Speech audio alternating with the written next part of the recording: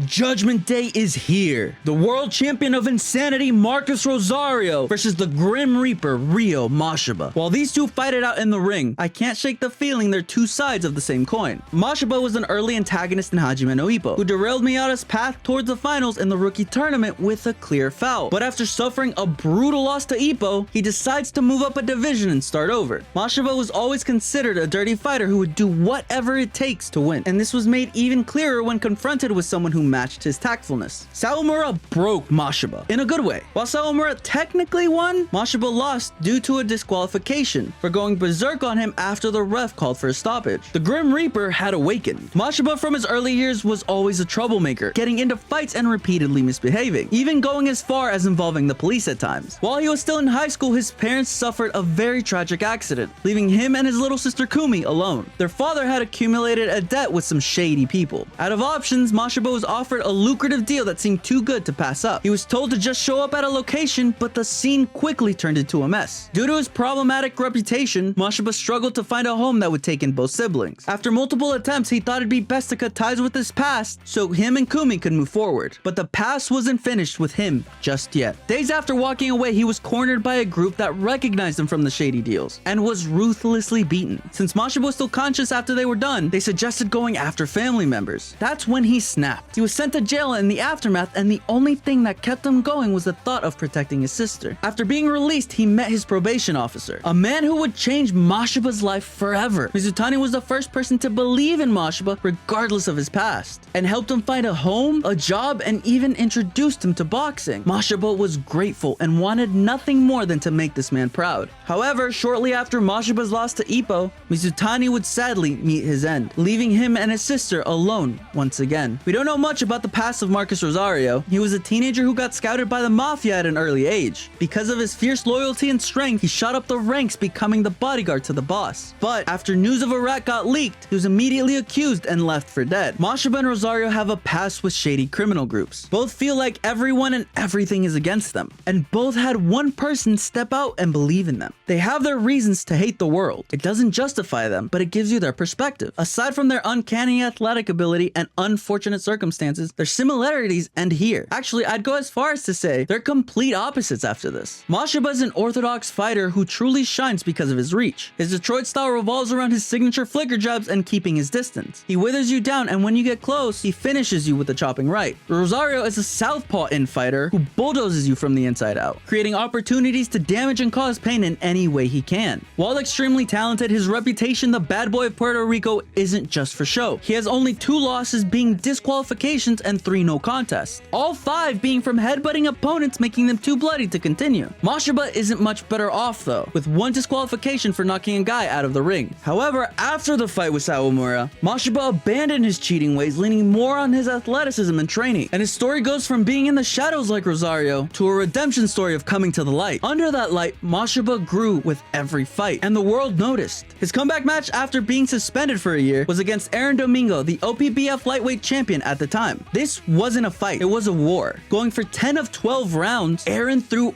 everything at Mashaba. Headbutts, elbows, and even managed to trip him. While tempted to fall back into the darkness he'd seen his whole life, in the distance, it started. The Hell Society is with you. The whispers became louder. Come on, Mashaba! And the chants didn't stop. Mashaba!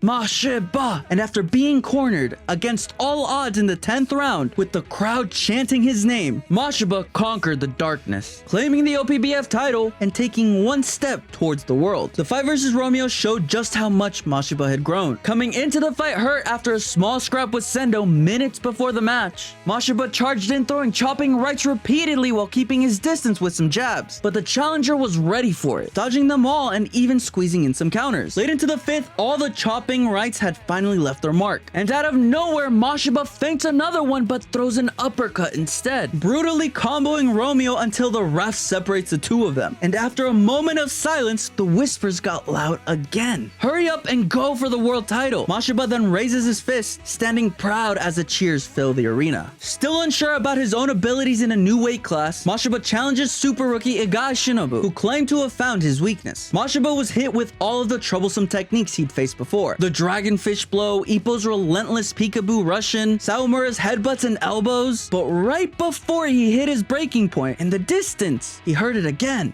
Mashaba, Mashaba, Mashaba. And as the cheers drowned out his anger, Mashaba questioned who he had become. But the answer was simple, a boxer. And in that moment of clarity, his past was brought to its knees. Now without a cloud of doubt lingering, he sets his sights on the world title. Mashaba flew up the rankings after 2 consecutive victories on the world stage. However, the gatekeeper to the title match was none other than the previous world champ, Juan Garcia. For the first 3 rounds, Juan pressured him into a corner where all he could do was defend. The former world champion's skill was in full display with no intention of stopping. Mashaba had no answer to the gap in skill, and the feeling of hopelessness was starting to set in. Having been there before, Mashaba started to look into the darkness, but what he found was the voice of the man who had beaten that side of him. He couldn't go back to the dark anymore. Then the whispers got louder again. Now with the crowd chanting his name, Mashaba realized he wasn't alone in the ring anymore. Determined to bring back the title, he found his second wind. Committed to the path, he tightens up his defense, waiting for his chance to strike. After a dominant performance, Juan thought he had nothing to fear, and trying to take advantage of the high guard, he charged in. But that overconfidence came at a cost. Juan was shaken by Mashaba's first clean hit. Finally, with some distance between them, the Reaper's scythe was unsheathed. The former champion quickly regained his footing and pressed Mashaba again, but the threat of an unseen attack stopped his charge. Mashaba, with one punch, turned the match back into a 50-50. 7 rounds in, and both fighters were determined to end it here. They stood their ground in the center ring and traded blow after blow, until Juan landed the perfect counter. And as Mashaba's knees buckled, he immediately charged after him, parrying and countering everything thrown his way, showing everybody the skill it takes to fight at this level. Mashaba was overwhelmed with no way to stop his momentum. But somehow, one man's voice was louder than everybody else's, reminding him of the plan they'd worked on together. Mashaba lands a brutal body shot, changing the tides of the fight. However, somehow, some way, after being pressured, Juan manages to land a knockout blow, sending Mashaba's head flying. Drowned in pain, memories flood Mashaba's head, and the thought of disappointing his sister is something he just can't accept. As he reaches towards the sky, he lands an uppercut on Juan. With both fighters at the end of their rope, they push for one last exchange, and the Grim Reaper lands the finishing blow, following it up just to make sure Juan stays down this time. The referee finally steps in to end the match, and the crowd explodes. But Mashaba wasn't finished just yet. I think it's ironic. The world level evil is the one with the cross on his head, and the man with the redemption story is called the Grim Reaper. Mashaba and Rosario were both introduced hating the world and wanted nothing more than to watch it burn, but their paths to the top of the world and even this match were complete opposites. Rosario thrived in the darkness, but Mashaba